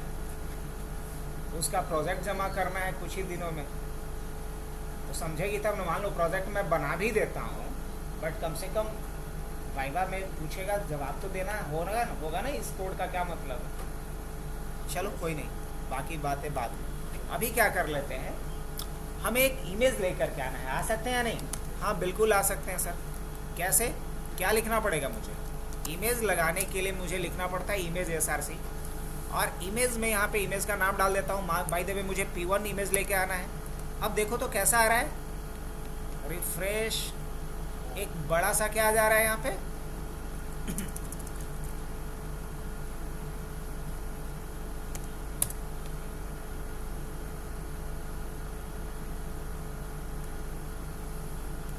ये क्या हुआ? कुछ गड़बड़? स्टॉप करते हैं, गो टू लाइव।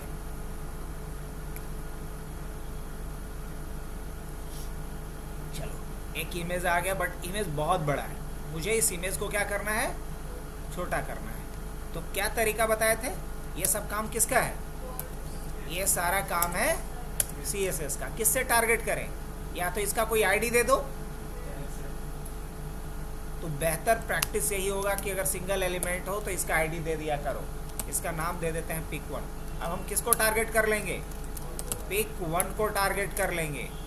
और इसका हम विड्थ क्या डाल दें? विड्थ डाल देते हैं, मान लो विड्थ डाल देते हैं 400 पिक्सल्स। और हाइट क्या डाल दें? हाइट भी डाल देते हैं, मान लो 400 पिक्सल। बॉर्डर भी लगा दें, हाँ बॉर्डर भी लगा देते हैं 2 पिक्सल सॉलिड रेड। अब आकर के देखो कि क्या छोटा हो गया? जी हाँ, लेकिन अच्छा नहीं लग रहा है। इसका विड्थ बढ़ा दीजिए तो अच्छा लगेगा। अब ठीक लग रहा है। अब हम चाहते हैं ये इमेज स्क्रॉल करता रहे। इमेज क्या करता हुआ रहे? तो ऐसा करने के लिए क्या करना पड़ेगा? क्या इमेज को स्क्रॉल करवा सकते हैं मार्क्यू से? जी हाँ, बिल्कुल करवा सकते हैं, बिल्कुल करवा सकते हैं। यहाँ से इसको Ctrl+X, और यहाँ आकर के कंट्रोल भी आकर के देखिए। अब आपका इमेज भी क्या होता है दिखेगा, बस। हाँ, स्लाइड।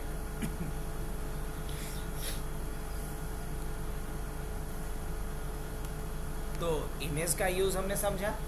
अपने ज़रूरत के हिसाब से हम इमेज लगा सकते हैं अपने पेज में, जैसा इमेज चाहिए।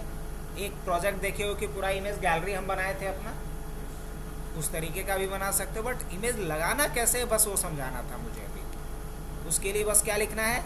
Image tag. और यहाँ इमेज का नाम ऑल्ट में क्या डालते हैं कि अगर इमेज अवेलेबल नहीं रहा तो क्या आएगा। जैसे मान लो कि अभी तो इमेज आ रहा है, ध्यान से सुनना और समझना और बताना मुझे। मैंने जानबूझ करके इसका नाम बदल करके VP1 कर दिया, PP कर दिया, राइट। अब देखो यहाँ आकर के क्या कहानी है, उत्तरी अब फोटो नहीं दे रहा है, फोटो के जगह पे आइकन आ रहा है। अब थोड़ी सी खुशी इस बात की मिल जा रही है क्योंकि स्क्रॉल हो रहा है कम से कम। अगर वो भी नहीं होता तो सिर्फ ये दिखता, बॉर्डर नहीं लगाए हुए रहते तो सिर्फ ये छोटू सा दिखता। वो तो बॉर्डर आप विड्थ दे दिए इसलिए इतना दिख रहा है। तो इसका क्या सॉल्यूशन है? इसका सॉल्यूशन ये है कि अगर किसी ने नाम बदल दिया तो ये तो दिखा दे भाई कि यहाँ था क्या, तो वो ऑल्ट में बताना चाहिए, हियर पिक ऑफ, हाँ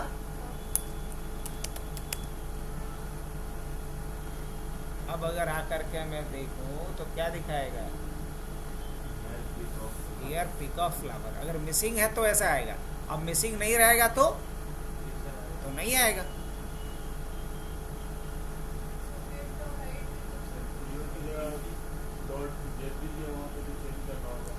P1 कर दो, बाकी कोई चेंजेस नहीं होगा। अब देखो यहाँ पे परफेक्टली आने लगा होगा, कोई दिक्कत? अब आगे की बात करें, नेक्स्ट देखो तो क्या बताना है।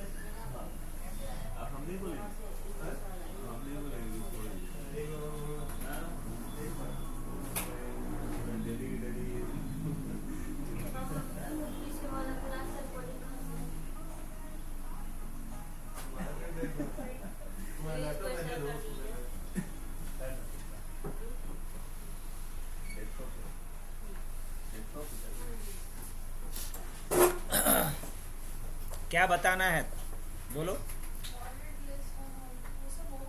सब हो गया है ना, OL UL LI NAV ये सारी चीज़ें तो हो ही गया है। टेक्स्ट एरिया नहीं यूज़ किए ही ना, तो ठीक है, टेक्स्ट एरिया भी हम लोग यूज़ कर लेते हैं अभी।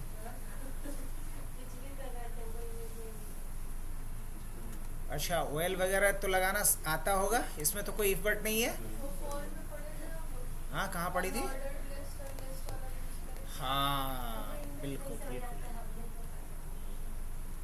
बॉडी में गए, इससे इसको हमने हटा दिया, यहाँ से भी इसको हटा लेते हैं।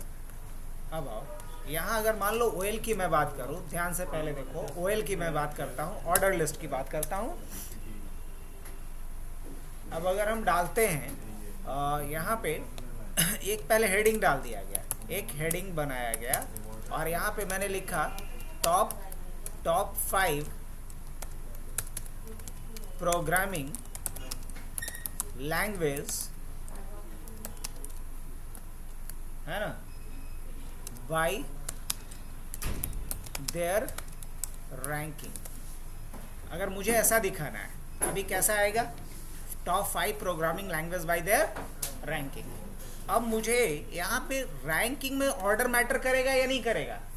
हाँ बिल्कुल करेगा ऑर्डर मैटर। तो क्या लिखेंगे हम यहाँ पे बताओ, OL ऑर्डर लिस्ट, इसके अंदर हम क्या देंगे, LI में पहले नंबर पे किसको रखते हैं, पाइथन। दूसरा जो LI क्रिएट करेंगे उसमें दूसरे नंबर पे किसको रखेंगे पाइथन के बाद, जावास्क्रिप्ट। तीसरे नंबर पे किसे रखेंगे, जावा। चौथे नंबर पे किसे रखेंगे, PHP। 5वें नंबर पे किसे रखेंगे? C++। चलो 5 नंबर कंप्लीट हो गया। अब ये नंबर मैटर करता है यहाँ पे, इसलिए इसको क्या बोलेंगे? Order list. लेकिन क्या यहाँ 1 2 3 के जगह पे ABCD नहीं लिख सकते थे? क्या रोमन में नहीं लिख सकते थे? कैसे कैसे? तो इसके लिए फिर CSS वही देना पड़ेगा, या आपको यहाँ भी डायरेक्ट लिख सकते हो।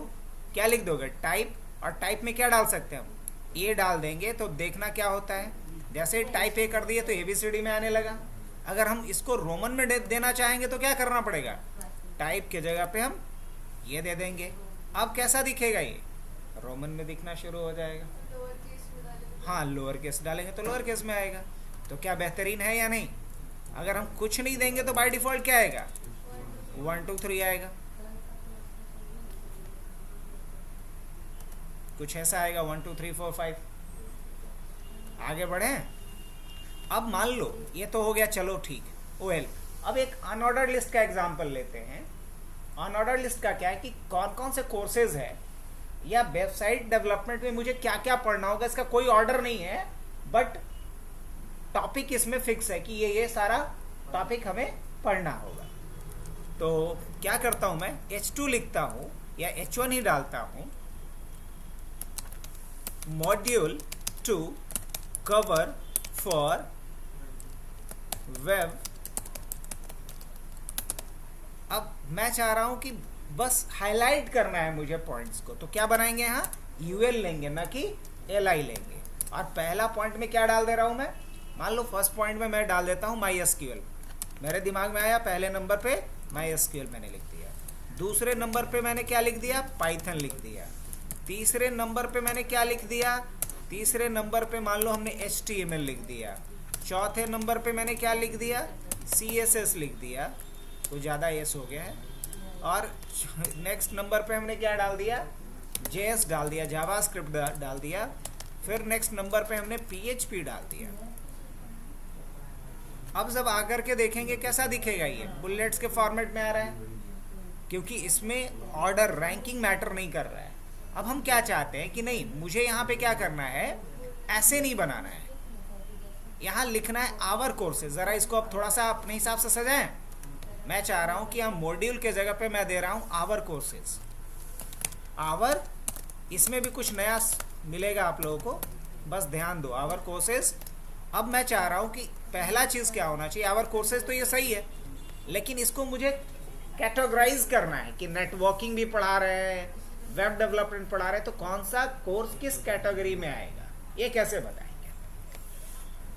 तो चलो, इसके लिए सबसे पहला हमने लिस्ट क्या बनाया? पहला लिस्ट बनाया डेटाबेस का। पहला लिस्ट क्या बनाएंगे? जिसका नाम रखा हमने DBMS। डाल सकते हैं DBMS। अब DBMS इसको भी खत्म नहीं करेंगे हम, DBMS को खत्म नहीं करेंगे, इसको ऐसे रहने देंगे। और इसी में हम क्या पेस्ट करेंगे? फिर एक बनाएंगे UL। क्या बनाएंगे? इसी के अंदर एक UL बनाएंगे, और इस UL के अंदर फिर LI बनाएंगे इस। और यहाँ क्या डाल देंगे हम? MySQL। और दूसरा LI हम बनाते हैं जिसका नाम रखते हैं MongoDB। अब जरा देखना कैसे आएगा। क्या बात है, DBMS के अंदर 2 आ गया। अब हम आते हैं प्रोग्रामिंग के ऊपर। तो यहाँ पे मैं क्या लिखता हूँ? ये LI पहला शुरू हुआ था DBMS का, उसके अंदर दूसरा UL और उसके अंदर फिर LI। अब उसी तरीके से यहाँ हम लिखना चाह रहे हैं एक अलग LI, और वो LI क्या होगा? चलो यहीं पे देखते हैं हम लोग। पाइथन के जगह पे लिख देते हैं प्रोग्रामिंग। क्या लिख देते हैं? Programming language.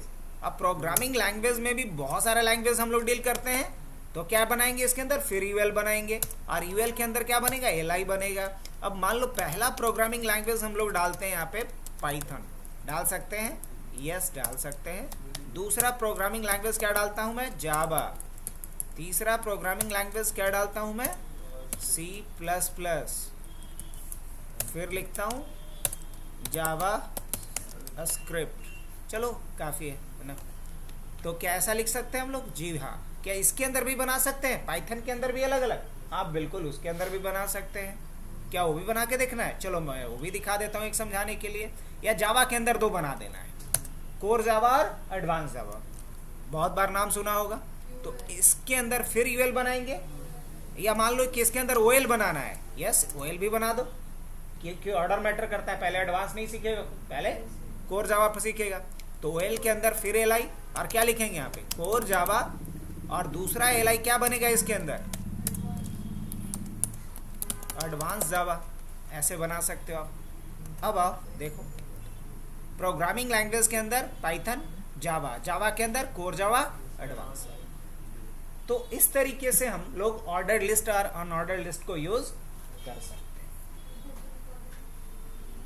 तो आई थिंक सो कि ऑर्डर लिस्ट और अनऑर्डर लिस्ट की कहानी भी समझ में आई होगी, नहीं? अब इसके बाद फिर क्या है, डिव और स्पैन। डिव और स्पैन में क्या फर्क है जरा इसको बता के आज हम छोड़ देंगे, थोड़ा सा और बर्दाश्त कर लो। अब क्या क्या सर्च को बना रहा है सर, एक आप फर्स्ट डे इंडेक्स में बनाए थे ना सर्च बॉक्स। हाँ भूल गए सर। तब ठीक है बता देंगे, अभी जो हम बता रहे हैं फ्लो में इसको तो कंप्लीट कर लेने दो। यहाँ तक खत्म करेंगे, आज का हमारा 21 शुभ अंक है, यहाँ तक का पॉइंट हम कवर कर लेना चाह रहे हैं ऑफिशियली। इस पे प्रैक्टिस करो, देयर आफ्टर कल जो बाकी बचा हुआ पार्ट होगा कल हमारा कंप्लीट हो जाएगा। चलो इन सारे चीज़ों को मैं डिलीट करता हूँ, फिर से बेसिक स्केलेटन। और अब क्या बताने वाले थे अभी, डिव और स्पैन में अंतर, यही ना, डिव और स्पैन में। अच्छा ठीक है, तो मैं यहाँ पे लिखता हूँ डिव, और इस डिव के अंदर मैं बनाता हूँ h1, ध्यान से सुनना। और h1 के अंदर क्या डालता हूँ मैं, या h1 ना भी लिखूँ डजेंट मैटर, कुछ भी डालते हैं, जैसे a ही डालते हैं, हटाओ क्या डालते हैं हम यहाँ पे a लिंक डालते हैं, a लिंक, और यहाँ पे ओए चलो हटाओ p टैग डालते हैं, p में यहाँ पे क्या डाल देते हैं लिंक 1, ऐसा लिख सकते हैं क्या, हाँ यहाँ डाल देते हैं लिंक 1। इस डिव के अंदर एक और हम लेते हैं p टैग, और यहाँ क्या डाल देते हैं लिंक 2, क्या डाल देते हैं लिंक 1 और लिंक 2। अब यहाँ आकर के देखेंगे, रिफ्रेश करते हैं तो लिंक 1 और लिंक 2 अलग अलग क्यों आ रहा है, जबकि अभी तो पूरा का पूरा विड्थ खाली है। समझ रहे बात? और यही इतना काम हम करते हैं किस में, ध्यान से सुनना, यही काम हम किस में करेंगे, शायद समझ गए होगे, यही सेम काम हम करने वाले हैं कहाँ, स्पैन में। आउटपुट कैसा आ रहा है, दोनों का सेम आ रहा है, इसका भी और इसका भी।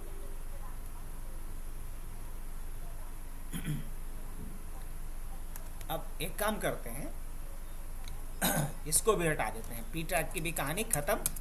मैं डायरेक्ट डिव के अंदर इसको डाल देता हूँ ताकि और बेहतर अंडरस्टैंडिंग हो सके। और ये वाली डिव मैं यहीं पे बंद कर देता हूँ, ये वाला डिव यहाँ बंद कर दिया। इसको हम यहाँ से क्या करते हैं,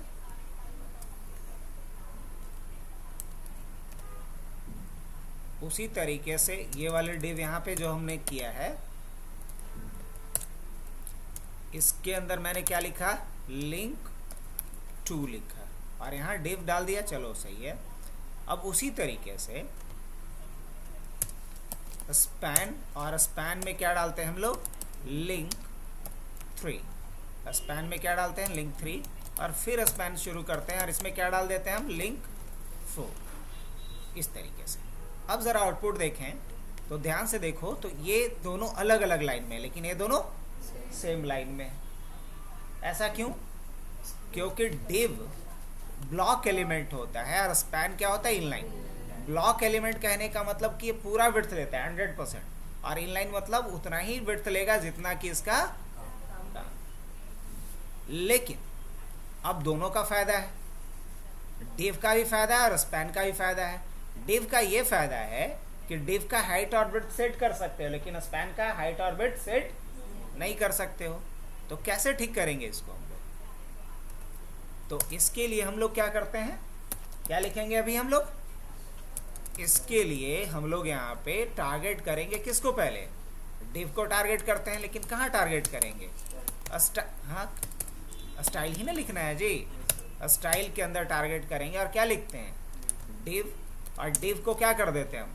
कुछ दे देते हैं। क्या दे देते हैं? हाइट और विड्थ दे सकते हैं कि नहीं? जी बिल्कुल दे सकते हैं। हाइट मान लो कि इसका दे देते हैं 200 पिक्सल, और विड्थ क्या दे देते हैं? विड्थ दे देते हैं इसका मान लो कुछ भी, मान लो कि इवन की 400 पिक्सल काफ़ी है, या 400 क्या, इवन की 200 भी देंगे, नॉट बैड। और इसका साथ में मैं क्या चाह रहा हूँ कि बॉडी कलर दे देते हैं, बैकग्राउंड कलर दे देते हैं। क्या दे देते हैं?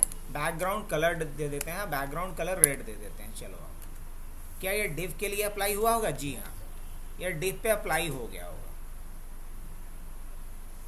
अब लेकिन हमें किस पे अप्लाई करना है? क्या हाइट और विड्थ हम अप्लाई कर सकते हैं? किस पे? जवाब होगा नहीं सर, बिल्कुल नहीं कर सकते। मान लो अगर यही चीज़ हम क्या चाहते हैं, स्पैन पे अप्लाई करना चाहते हैं समझने के लिए, अब बस रेड को क्या कर देते हैं हम यहाँ पे? ग्रीन कर देते हैं। रेड को क्या कर देते हैं? ग्रीन कर देते हैं। क्या इस पे अप्लाई हुआ हाइट और विड्थ? नहीं, इस पे हाइट और विड्थ अप्लाई नहीं हुआ। तो हाइट और विड्थ अगर इस पे अप्लाई नहीं हुआ, इसका क्या मतलब? हाँ, इसका मतलब ये है कि इनलाइन एलिमेंट की स्टाइलिंग नहीं कर सकते, उसका हाइट और विड्थ सेट नहीं कर सकते आप। किसका? हाँ, इनलाइन का, चाहे वो स्पैन हो या कोई भी हो। इनलाइन एलिमेंट के लिए आप हाइट विड्थ सेट नहीं कर सकते। अगर आप इसका हाइट और विड्थ सेट करना है तो इसका डिस्प्ले प्रॉपर्टी आपको चेंज पहले करना पड़ेगा। तो ये फर्क है किसका? डिव और स्पैन में। स्पैन का स्पेलिंग गड़बड़ था, तो खैर यहाँ पे सुधार लेते हैं। अब फिर से हम ट्राई करते हैं। तो इसका बैकग्राउंड कलर तो आ गया, लेकिन हाइट और विड्थ चेंज हुआ क्या? हाइट विड्थ तो इसका भी वही दिए थे, लेकिन अभी भी हाइट और विड्थ लिया? नहीं लिया। तो इसका हाइट और विड्थ तब लेगा जब इसका प्रॉपर्टी क्या करना पड़ेगा मुझे? Inline block. अब देखो कैसे मैं लिखूंगा यहाँ पे? डिस्प्ले, और जैसे ही हम लिख देंगे क्या? इनलाइन ब्लॉक, तो देखना इसका हाइट और विड्थ लेने लगा। अब अगर इसका भी हम डिस्प्ले प्रॉपर्टी क्या कर दें? इनलाइन ब्लॉक, तो ये दोनों एक लाइन में आ जाएगा। ये लिंक 1 और लिंक 2 किस में आ जाएगा? एक लाइन में आएगा। तो कहाँ चेंज करना पड़ेगा मेरे को? सिर्फ यहाँ जाना पड़ेगा और इसका डिस्प्ले प्रॉपर्टी क्या कर देंगे? Inline block. इनलाइन करेंगे तो जानते हो क्या होगा? हाइट विड्थ इसका नहीं लेगा। हाइट विड्थ तब ले रहा है, इसका उल्टा हो गया। इसी का हाइट विड्थ तब लेना बंद कर दिया। तो क्या करेंगे इसको? होपफुली आप लोग को समझ में आया होगा ये बात। अब देखो सभी को इनलाइन ब्लॉक कर दिए तो एक लाइन में आ गया। तो ये कहानी था तुम्हारा किसका?